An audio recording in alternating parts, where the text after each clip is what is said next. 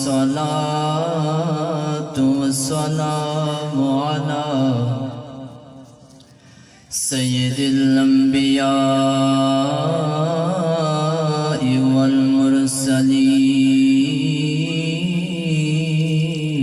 والمرسلين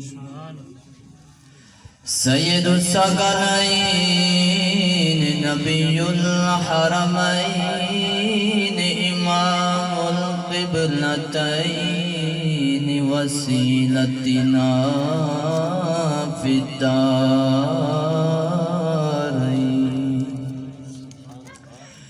جد الحسن والحسين أبي القاسم سيدنا ومولانا ومأوانا وحبيبنا وطبيبنا وغياثنا وغيوثنا سيدنا ومولانا محمد قال الله تبارك وتعالى في الكلام المجيد والفرقان الحميد قد نرى تقلب وجهك في السماء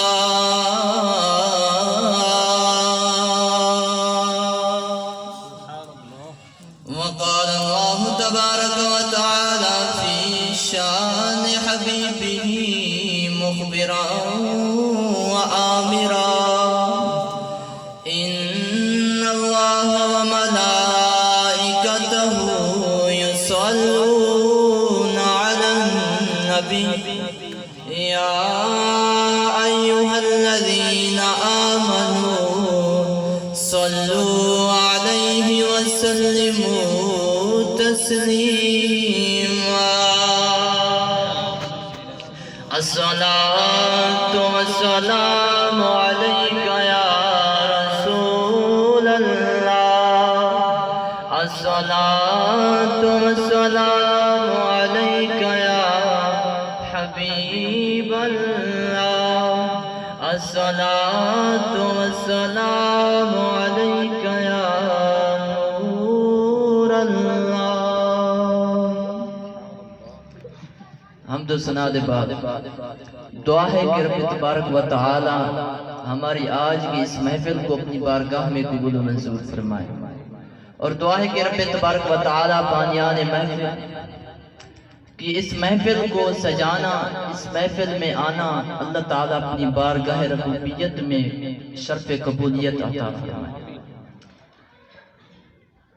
عزیز محترم آقا علیہ السلام کی ذات پر درود و سلام پڑھنے دے بے شمار فضائل اور ہمارا یہ عقیدہ ہے کہ ہمارا درود ہمارا سلام ہمارے مصطفیٰ سنتے بھی ہیں اور جواب بھی دیتے ہیں بھئی ہمارا عقیدہ ہے جس کا عقیدہ ہے وہ ایک مرتبہ سبحان اللہ کہہ دوں جواز میں ہمارا یہ عقیدہ ہے کہ ہمارے مصطفیٰ ہمارا درود سنتے بھی ہیں اور جواب بھی دیتے ہیں ہمارے پاس دلیل بھی ہے حدیث پاک میں سناتا ہوں آپ امام بہقی اپنی کتاب میں لکھتے ہیں اور ابو داؤد شریف میں حدیث پاک موجود ہے میرے پیارے آقا علیہ السلام نے ارشاد فرمایا ما من عبد یصلی علی حتی ارد علیہ السلام کما قال علیہ السلام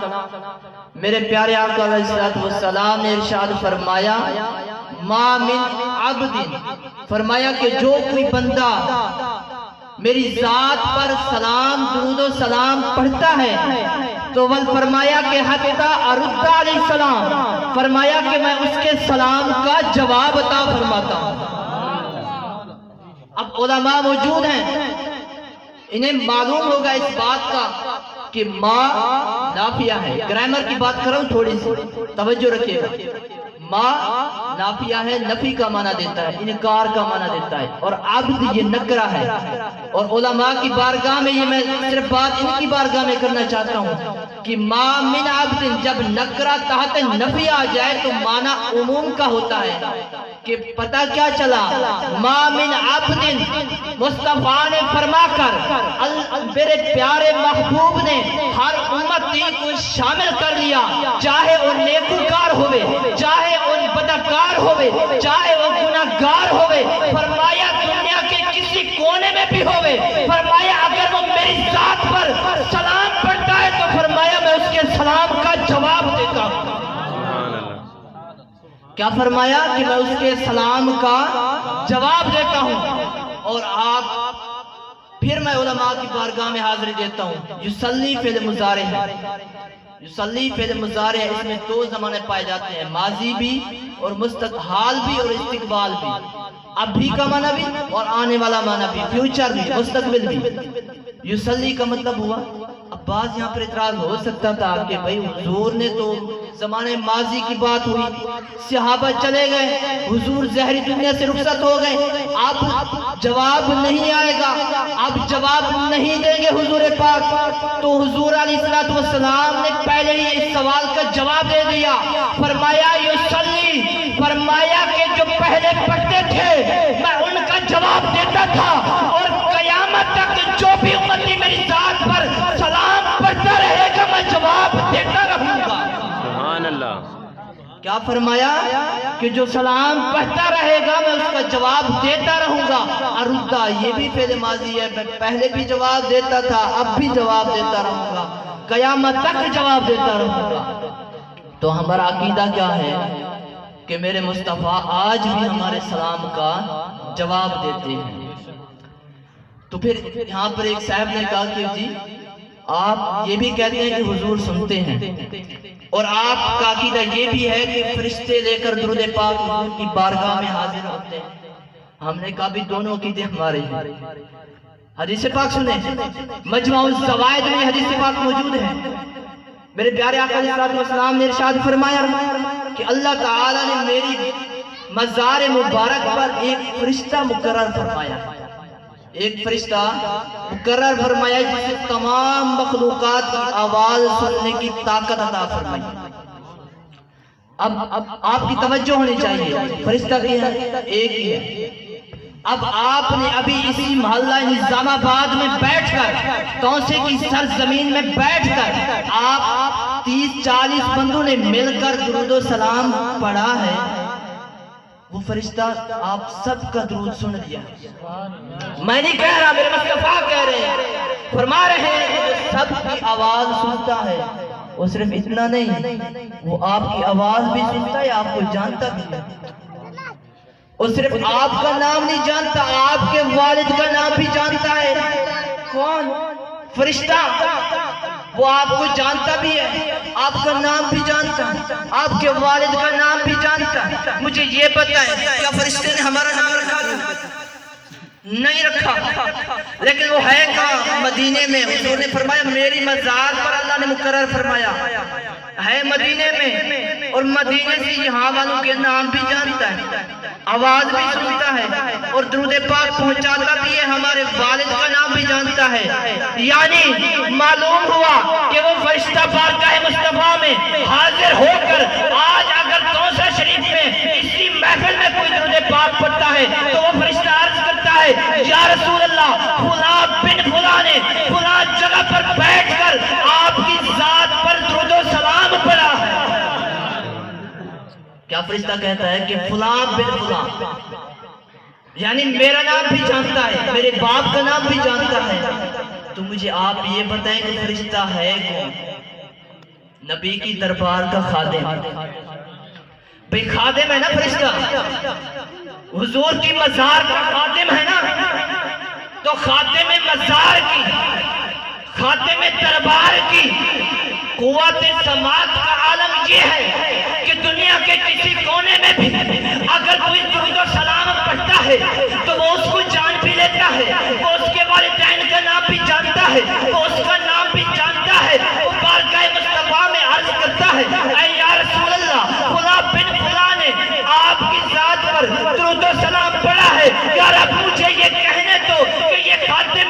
مزار کی قوت سماعت اور علم غیب کا عالم یہ ہے تو صاحب مزار کی قوت سماعت اور علم غیب کا عالم کیا ہوگا؟ نعرہ تکبیر، اللہ اکبر، نعرہ رسالت، یا رسول اللہ، نعرہ خلافت، حق جا رہے ہیں، نعرہ حیدری۔ یہ تو خادم مزار کی شان ہے تو صاحب مزار کی شان ہے۔ اگر کلیجے میں ٹھنڈ پڑ رہی ہے تو مجھے آواز میں کہہ دو سبحان اللہ۔ سبحان اللہ۔ کیونکہ عاشق رسول کی محفل ہے تو وہ عشق والا چہرہ و خوشی ہونی چاہیے، اور کہنا محبوب کا ذکر ہو اور عاشق کے دل میں ٹھنڈ نہ پڑے نا، ہو سکتا ہے کہ پھر عشق اس کا کامل نہیں ہے، کیونکہ جب بھی محبوب کا ذکر ہوتا ہے تو عاشق کھل اٹھتا ہے۔ تو کوئی بات ہو رہی تھی کہ دونوں عقیدے ہمارے ہیں، حضور سنتے بھی ہیں، حضور کی بارگاہ میں فرشتے لے کر بھی جاتے ہیں۔ اب آپ سے ایک سوال ہے، اللہ تعالیٰ علیم ہے، جانتا ہے سب، اللہ تعالیٰ بصیر بھی ہے، سب کچھ دیکھتا ہے، عالم الغیب والشہادہ بھی ہے، کوئی کمی نہیں، کوئی شک نہیں اس میں۔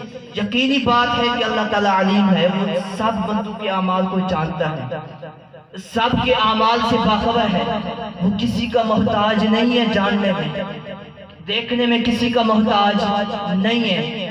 لیکن مجھے آپ یہ بتائیں یہ فرشتے کرام کیوں بیٹھے ہیں؟ اللہ تعالیٰ کو تو معلوم ہے کہ میرے بندے کیا کر رہے ہیں، اسے یہ بھی معلوم ہے کہ آج میرے بندے میرے محبوب کا اور میرا ذکر کر رہے ہیں، اسے یہ بھی معلوم ہے۔ لیکن یہ فرشتے جو ہے ہمارے نام اعمال لکھتے رہتے ہیں، اور عصر کے ٹائم یہ نام اعمال بارگاہ ربوبیت میں حاضر کرتے ہیں اور عرض کرتے ہیں مالک کریم آج تیرے بندے نے یہ کام کیا۔ اب مجھے بتاؤ کیا اللہ تبارک و تعالیٰ کو معلوم نہیں ہے کہ میرے بندے کیا کر رہے ہیں؟ تو فرشتے لے کر جاتے ہیں، تو کیا فرشتوں کے جانے سے اللہ کے علیم ہونے کی نفی نہیں ہو سکتی، اللہ کے بصیر ہونے کی نفی نہیں ہو سکتی؟ تو اسی طرح مصطفیٰ کی بارگاہ میں ہمارا درود و سلام لے کر جانے سے مصطفیٰ کے بصیر ہونے کی نفی، اس کی قوت سماعت کی نفی بھی نہیں ہو سکتی۔ تو میرے محبوب سنتے بھی ہیں اور فرشتے بھی لے کر جاتے ہیں۔ وہ خشک شاخوں کو تازہ گلاب دیتے ہیں، وہ خشک شاخوں کو تازہ گلاب دیتے ہیں، عہد پیری کو وہ پھر سے شباب دیتے ہیں۔ پڑھ لے درود غفلت نہ کر، خدا کی قسم تیرے سلام کا وہ اب بھی جواب دیتے ہیں۔ سبحان اللہ۔ خدا کی قسم وہ خشک شاخوں کو تازہ گلاب دیتے ہیں، عہد پیری کو وہ پھر سے شباب دیتے ہیں۔ پڑھ لے درود غفلت نہ کر، خدا کی قسم تیرے سلام کا وہ اب بھی جواب دیتے ہیں، تیرے سلام کا وہ اب بھی جواب دیتے ہیں۔ اور کسی نے کہا یہ جو محفل ہم نے سجائی اور جو انہوں نے محفل کا انتظام کیا، خدا کی قسم وہ خوش قسمت ہے، کیونکہ محبوب کی محفل کو محبوب سجاتے ہیں، آتے ہیں وہی جن کو سرکار بلاتے ہیں، وہ لوگ خدا شاہد، وہ لوگ خدا شاہد قسمت کے سکندر ہیں جو سرور عالم کا میلاد۔ تو لہٰذا یہ کوئی عام محفل نہیں ہے، جنہوں نے محفل سجائی ہے میں اسے مبارکباد دیتا ہوں، دل کی عطا کرے کہ اللہ تعالیٰ ان کا یہ محفل سجانا اپنی بارگاہ میں قبول و منظور۔ عزیز محترم، آپ کے سامنے میں نے ایک آیات مبارکہ تلاوت کی ہے، قَدْ نَرَا تَقَلُّبَ وَجْهِكَ فِي السَّمَاءِ۔ اس سے پہلے میں ایک آپ کو مسئلہ بتا دوں، ویسے علماء موجود ہیں بتانے کی حاجت نہیں ہے، لیکن ویسے ایک انداز کہ اگر کوئی بندہ نماز میں کھڑا ہو، بالفرض میں نماز پڑھ رہا ہوں، اگر نماز کی حالت پر دیکھوں تو آپ کیا کہیں گے؟ یار نماز میں ایسا نہیں ہوتا۔ یہ بچے اوپر دیکھا کرتے ہیں جن کو سمجھ نہیں ہوتی، جن کو نماز پڑھنا نہیں آتی، وہ ایسے اوپر دیکھتے ہیں، ویسے نماز میں اوپر دینا مکروہ ہے۔ اگر آپ بھی دیکھ رہے ہوں گے تو ہم بھی یہی عرض کریں گے حضور نماز میں یہ مسئلہ ہے کہ آپ آسمان کی طرف نہیں دیکھ سکتے، آپ آسمان کو نماز میں نہیں دیکھ سکتے، مکروہ ہے، ناپسندیدہ ہے۔ آپ اور میں اگر ہم آسمان کو دیکھیں نماز میں تو پسند نہیں، اگر محبوب دیکھے تو بھائی ہم دیکھیں تو پسند نہیں، اگر محبوب دیکھے تو اب آؤ اس طرح کہیں دور نہیں جاتے، دوسرے پارے میں چلتے ہیں قرآن پاک کے، سورۃ بقرہ میں چلتے ہیں۔ اللہ نے ارشاد فرمایا قد نرا تقلب وجهک فی السماء، اے محبوب ہم دیکھ رہے ہیں کہ آپ والضحیٰ کا چہرہ بار بار آسمان کی طرف کر رہے ہیں، ہم دیکھ رہے ہیں کہ آپ اپنا چہرہ انور آسمان کی طرف اٹھا رہے ہیں۔ محبوب علیہ السلام کے دل میں یہ خواہش پیدا ہوئی کہ یہودی تھے نا، جو پہلے ہمارا قبلہ تھا وہ بیت المقدس تھا، ہم اسی کی طرف نماز منہ کر کے نماز پڑھا کرتے تھے، اسی جیسیات تھی۔ لیکن یہودی جو ہے نا وہ تانے دیا کرتے تھے کہ ہمارا دین الگ ہے لیکن نماز ہمارے قبلہ کی طرف پڑھتے۔ اب آقا علیہ السلام کو یہ بات اچھی نہ لگی، اور بھی بہت سارے سبب تھے، ان میں سے ایک سبب یہ بھی تھا۔ تو محبوب علیہ السلام کے دل میں یہ خیال پیدا ہوا، یہ خواہش ہوئی کہ کیوں نہ قبلہ ہمارا چینج ہو جائے، قبلہ ہمارا چینج ہو جائے۔ کیا کہا بھائی؟ قبلہ چینج ہونا چاہیے۔ تو محبوب علیہ السلام کی جب یہ خواہش پیدا ہوئی تو محبوب نماز پڑھ رہے تھے، نماز میں ایسے آسمان کی طرف دیکھا، آسمان کی طرف دیکھا۔ آپ اور میں دیکھوں تو پسند نہیں، محبوب دیکھے تو وہی نازل ہو جائے، وہی نازل ہو جائے۔ فرمایا قد نرا تقلب وجهک فی السماء، اے محبوب بار بار آسمان کی طرف دیکھ رہے ہیں، فلنولینک، آپ کو پھیر دیں گے، آپ کو قبلہ چینج کر دیں گے۔ لیکن محبوب ہوتا ہے، لیکن محبوب نے پھر اوپر دیکھا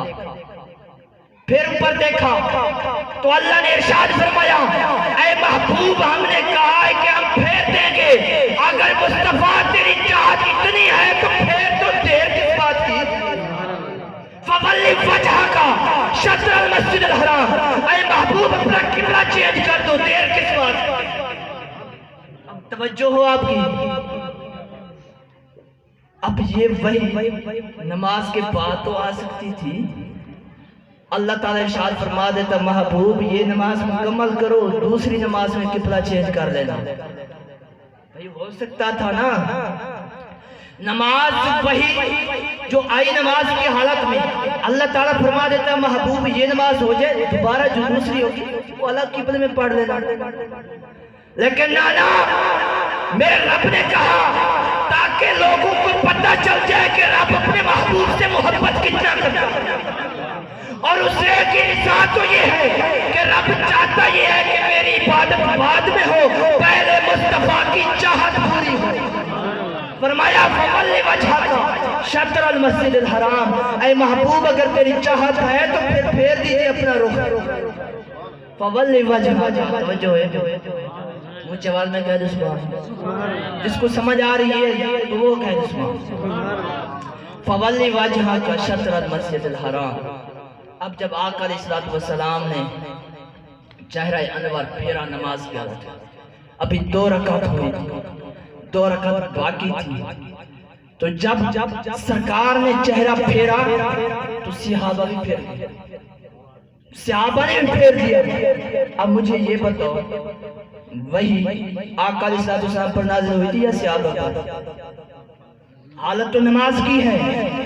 اب راز محبت یہاں پر دیکھیے کہ نماز میں حضور نے بتایا نہیں ہے کہ صحابہ مجھ پر وہی نازل ہوئی، حضور نے چہرہ پھیرا صحابہ نے بھی پھیر دیا۔ اب وہی تو حضور پر نازل ہوئی، صحابہ پر تو نازل نہ ہوئی نا، تو صحابہ نے کیسے پھیرا؟ کیونکہ صحابہ چاہتے تھے، ان کی محبت تھی کہ اگر یہ بیت المقدس قبلہ ہے تو حضور کے لیے ہے، یہ ایک قبلہ کیا ہم ہزاروں قبلہ بھی حضور کے نام پر قربان کرتے ہیں، ہم ہزاروں قبلہ بھی حضور کے نام پر قربان کر دیں گے۔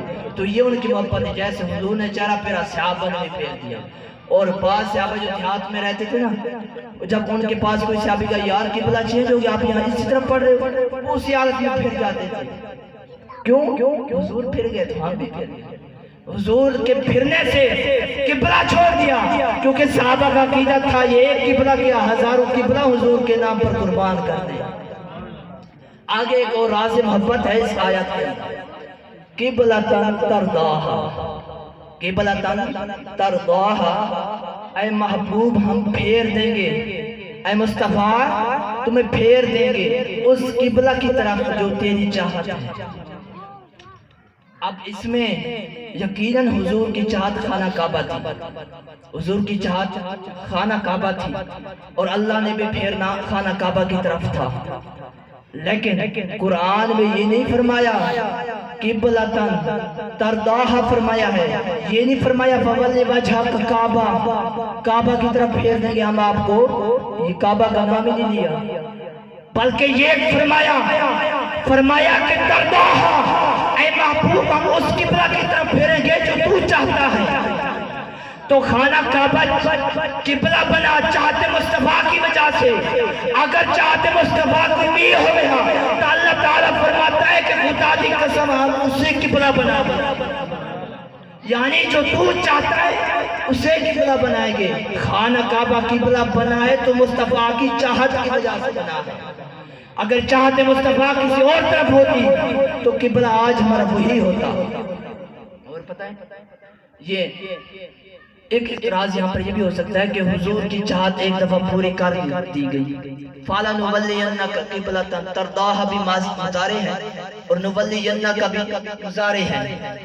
مطلب اب سوال یہ ہوتا ہے، میں آپ سے سوال کر رہا ہوں، سوال کا جواب آپ نے دینا ہے۔ سوال یہ ہے کہ حضور کی چاہت تھی کہ قبلہ تبدیل ہو جائے، تو قبلہ اللہ نے تبدیل فرما دیا۔ اب اگر حضور کی چاہت دوسرے دن یا کچھ سال کے بعد پھر بدلتی ہے کہ کسی اور جگہ کی طرف کہ یہ ہمارا قبلہ ہو، کیا اللہ تعالیٰ اسے قبلہ بنائے گا؟ قبلہ بنائے گا اسے؟ ہاں بھائی آپ جواب دیں، ذرا اونچی آواز میں میں بھی سنوں۔ اللہ تعالیٰ قبلہ بنائے گا؟ بنائے گا۔ اس سوال کا جواب دے دیا، فرمایا فَلَنُوَلِّيَنَّكَ مضارع ہے اور ترضاہا بھی مضارع ہے، فرمایا اے محبوب آج تیری چاہت خانہ کعبہ ہے تو ہم آج اسے قبلہ بنا رہے ہیں، کل تیری چاہت کسی اور طرف ہوگی تو کل ہم اسے قبلہ بنا دیں گے۔ ترضاہا کا معنی اسی کے الفاظ ترجمہ ہی ہوئے، ترضاہا جتنا تیری چاہت ہوگی مصطفیٰ ہم اسے قبلہ بناتے جائیں گے۔ تو یہ ہے میرے محبوب سے میرے رب کی محبت، میرے محبوب سے رب کی محبت۔ اور آخر میں صرف ایک حدیث پاک میں پیش کرتا ہوں، اس کے بعد میں بیان ختم کرتا ہوں، لیکن یہ ہے کہ آپ تھوڑا سا ساتھ دیں، اونچی آواز میں کہہ سبحان سبحان اگر اللہ، آپ کو سمجھ آ رہی ہے تو سبحان اللہ کہیں۔ سبحان اگر اللہ، سینے میں ٹھنڈ پڑ رہی ہے نا تو شیخ مہدی الفاسی المطالع المسرات میں ایک بات لکھتے ہیں، کیا لکھتے ہیں؟ وہ فرماتے ہیں کہ محبوب کا ذکر سن کے، مصطفیٰ کا ذکر سن کے جس کے کلیجے میں ٹھنڈ نہیں نہ پڑتی نا، فرماتے ہیں کہ ہو سکتا ہے کہ اس کے سینے میں دھڑکنے والا دل کسی مومن کا دل ہو ہی نہ، کہ محبوب کا ذکر سنے اور اس کے دل میں ٹھنڈ نہ پڑے۔ تو محبوب کا ذکر سن کے عاشق کا دل مچلنے لگتا ہے، چہرے پر خوشی کے آثار نظر آتے ہیں اور زبان سے سبحان اللہ کی آوازیں بلند ہوتی ہیں۔ تو ماشاءاللہ آپ بھی بیٹھے ہیں، آپ فکر نہ کریں اگرچہ چند بیٹھے ہیں، کیونکہ سرائکی کا شاعر کہتا ہے کہ فرض لکھانے گھنے ہوئے، فرض لکھانے گھنے ہوئے، دو چار عامر جنے ہوئے، عشق دے نال قبول تھی پوزن وڈ دے بھاویں چنے ہوئے، عشق دے نال قبول تھی پوزن وڈ دے بھاویں چنے ہوئے، بھاویں دو چار عامر جنے ہوئے، عشق دے نال بیٹھے ہوئے تائی جے رب دی بار گئے۔ جب اونچی آواز جا کوئی سبحان اللہ۔ او بخاری شریف کی حدیث پاک متفق علیہ، آقا علیہ السلام کی وفات زہری کو چند دن پہلے آپ علیہ السلام نماز پڑھاون کیتے، جماعت کراون واسطے مسجد تشریف نہیں گھنتے ہیں۔ صحابہ کرام پریشان، اب مجھے یہ بتائیں کہ ہم نے حضور کا چہرہ نہیں دیکھا جاگتی آنکھوں میں، شاید اللہ جسے نصیب کرے خواب میں زیارت ہو جائے، لیکن جاگتی آنکھوں میں کسی نے نہیں دیکھا۔ امید اب ہمیں اگر پتہ چل جائے کہ محبوب فلاں کمرے میں تشریف فرما ہیں تو ہماری کیا حالت ہوگی؟ ہماری کیا حالت ہوگی؟ ہماری حالت تو یہ ہوگی کہ ہم دروازہ توڑ کے حضور کے قدموں میں حاضر ہو جائیں. یہی حالت ہوگی نا بھائی. اور ان صحابہ سے پوچھیں جنہوں نے والضحیٰ کا چہرہ دیکھا تھا، جنہوں نے ما زاغ البصر دیکھا تھے، جنہوں نے واللیل کی زلفیں دیکھی تھی اور 3-4 دن ہو گئے نہیں دیکھا، ان کی کیا حالت ہوگی؟ ان کی کیا حالت ہوگی؟ بات محبت کی ہے، محبت والوں کو سمجھ آئے گی. ان کی کیا حالت ہوگی؟ تو صحابہ چند دن ہو گئے حضور جماعت کروانے نہیں آئے. صحابہ فرماتے ہیں، بخاری شریف کی حدیث پاک ہے، فرماتے ہیں کہ ہم نے نماز ہم پڑھ رہے تھے اس حالت میں کہ حضور نے پردہ ہٹایا کمرے کا. اب مجھے یہ بتاؤ، پہلے کی مساجد کچی ہوا کرتی تھی اور پردے پائپوں پر نہیں ہوتے تھے، وہ بھی ایک رسی پر ہوا کرتے تھے. تو رسی کے ہٹانے سے کوئی آواز تو آنے سے رہی، آواز سے تو انہیں پتہ نہ چلا صحابہ کو، تو پھر کس سے پتہ چلا کہ حضور آ گئے؟ صحابہ نماز میں ہیں. نماز صحابہ کی ہے، آپ کی اور میری نہیں. کہ اگر کوئی رشتہ دار آنا ہوتا تو ہم اس کو وہاں سے لے آتے ہیں، گھر بٹھا دیتے ہیں، ان کو کھانا کھلا دیتے ہیں، نماز ہماری مکمل ہو جاتی ہے اور پورا حساب و کتاب ہم نماز میں کر لیتے ہیں دکان کا اور پورا خرچہ کر لیتے ہیں. بھئی یہ ہماری نماز ہے، یہ ہماری حالت ہے. لیکن صحابہ کے بارے میں، حضرت ابوبکر صدیق کے بارے میں ملتا ہے کہ ایسا لگتا تھا جیسے قلعہ ٹھوک دیا گیا، ایسی نماز پڑھتے تھے. تو وہ صحابہ، ان کو کیسے پتہ چلا کہ حضور آ گئے؟ تو یقیناً آپ کو کہنا پڑے گا یا تو انہوں نے والضحیٰ کے چہرے کی روشنی دیکھی ہوگی، یا انہوں نے حضور کی مبارک خوشبو سونگھ لی ہوگی، تبھی تو انہیں پتہ چلا کہ حضور آ گئے. اور یہ بات جو حاجی ہے نا، انہیں پتہ ہوگا کہ حجرہ عائشہ وہ کچھ اس طرف ہے. اب میں نہیں گیا تو ہو سکتا ہے تھوڑا سا بتانے میں مسٹیک ہو جائے، تو مطلب اس طرف سمجھیں. اور حضور صحابہ نماز اس طرف پڑھ رہے تھے، آقا علیہ السلام نے پیچھے سے پردہ ہٹایا. ٹھیک ہے، اب صحابہ فرماتے ہیں ہم نے دیکھا، کیا دیکھا؟ ینظر الینا، کہ حضور ہم پر اپنی رحمت کی نگاہ ڈالے ہوئے. صحابہ نماز میں ہیں، یاد رکھیے گا. صحابہ فرماتے ہیں ہم نے دیکھا ینظر الینا، کہ حضور ہم پر اپنی رحمت کی نگاہ ڈالے ہوئے ہیں. پڑھ تو نماز رہے ہیں اور دیکھ حضور کو رہے ہیں. اور آج کل کا بندہ کہتا ہے کہ معذلہ حضور کا خیال نماز میں آ جائے تو نماز نہیں ہوتی. تو صحابہ سے پوچھیں حضور کو دیکھ رہے ہیں یا نماز پڑھ رہے ہیں؟ کی کر رہے ہیں؟ صحابہ فرماتے ہیں کہ ہم نے دیکھا کہ حضور مسکرا رہے ہیں. اب بخاری شریف کے اندر یہ بات نہیں لکھی کہ کتنی دیر تک ہم دیکھتے رہے، نماز کی حالت میں کتنی دیر تک دیکھتے رہے، یہ بات نہیں ہے. لا تعداد وقت ہے کہ کتنی وقت تک دیکھا. اور صحابہ فرماتے ہیں جب ہم نے رخ والضحیٰ دیکھا تو ہم نے سوچا کہ ان النفس تطیر علینا. فرماتے ہیں کہ ہم نے کہا خدا کی قسم آج ہم نماز قربان کرتے والضحیٰ کے چہرے پر. کیا فرمایا؟ آج ہم نمازیں توڑ دیں اور والضحیٰ کا دیدار کرتے رہیں. اور صحابہ کا یہ عقیدہ تھا کہ نمازیں توڑ دیں، والضحیٰ کا چہرہ دیکھتے رہیں، کیونکہ 3 دن تک دیکھا نہیں تھا. اور جب والضحیٰ کا چہرہ دیکھا تو نمازیں توڑنے کا ارادہ کر لیا. اور فرماتے ہیں جب یہ حالت ہوئی تو آقا علیہ السلام نے ہمیں اشارہ فرمایا صحابہ نماز مکمل کرو. کیا فرمایا؟ صحابہ نماز مکمل کرو. ایک مسئلہ تھا فرض، مسئلہ یہ ہے آج صدا خانہ کعبہ ہے. اگر ہم اس طرف نماز پڑھ رہے ہیں، اگر کوئی اس طرف ہو جاتا ہے مشرق کی طرف، تو کیا نماز اس کی رہے گی؟ علماء تو موجود ہیں، ان سے تو پوچھنے کا سوال ہی نہیں ہے. میں آپ سے عرض کر رہا ہوں تو اس کی نماز نہیں ہوگی، نماز ٹوٹ جائے گی، دوبارہ اس کو نماز پڑھنی پڑے گی. تو صحابہ نے تو قبلہ چھوڑ دیا تھا. حضور نے فرمایا صحابہ نماز مکمل کرو، یہ نہیں فرمایا صحابہ نماز دوبارہ پڑھو، یہ نہیں فرمایا، بلکہ یہ فرمایا صحابہ جہاں پر نماز پڑھ رہے تھے وہیں سے آگے پڑھو، دوبارہ پڑھنے کی حاجت نہیں ہے. نماز دوبارہ پڑھو یہ نہیں فرمایا، بلکہ فرمایا صحابہ نماز مکمل کرو، کیونکہ نماز ٹوٹتی بھی کیسے؟ ارے وہاں تو کعبہ تھا، یہاں کعبے کا بھی کعبہ تھا، وہاں صرف کعبہ تھا اور یہاں کعبے کا بھی کعبہ تھا. تو نماز ٹوٹتی نہیں بلکہ نماز کامل ہو گئی. تو فرمایا صحابہ نماز کو مکمل کرو. تو یہ ہے میرے حضور کی شان. تو فرمایا کہ صحابہ نماز کو مکمل کرو. تو نماز انہوں نے اس حالت میں مکمل کی. اور آج کا بندہ کہے کہ نماز کی حالت میں اگر حضور کا خیال آ جائے تو نماز نہیں ہوتی، تو اسے کہے کہ یا تو سچا یا صحابہ سچے. حالانکہ قرآن نے ارشاد فرمایا فَإِنْ آمَنُوا بِمِثْلِ مَا آمَنْتُمْ بِهِ فَقَدِ اهْتَدَوْا. فرمایا اگر تم صحابہ کی طرح ایمان لے آئے تو تم ہدایت پر ہو. اگر صحابہ کے طریقے پر ایمان لے آؤ گے تو ہدایت پر ہو. تو ہمیں ہدایت کا سرچشمہ راستہ صحابہ ہیں، اور صحابہ فرماتے ہیں کہ ہم نماز توڑنا چاہتے تھے. بھائی توجہ نہیں. صحابہ فرماتے ہیں کہ ہم نماز توڑنا چاہتے تھے حضور کی محبت میں. ہماری نمازیں مکمل ہوئی، ٹوٹی نہیں. اور آج کا بندہ کہ خیال آنے سے ٹوٹ جائے تو اسے چاہیے کہ وہ اپنا علاج کرے. کیونکہ حدیث پڑھے، قرآن پر نظر کرے، پھر دیکھے کہ اگر اسے محبت رسول نظر نہ آئے تو پھر اسے چاہیے کہ اگر پھر بھی نہیں آتی تو پھر اس کا علاج ہمارے پاس تو نہیں ہے. ہم تو قرآن حدیث ہی بیان کر سکتے ہیں.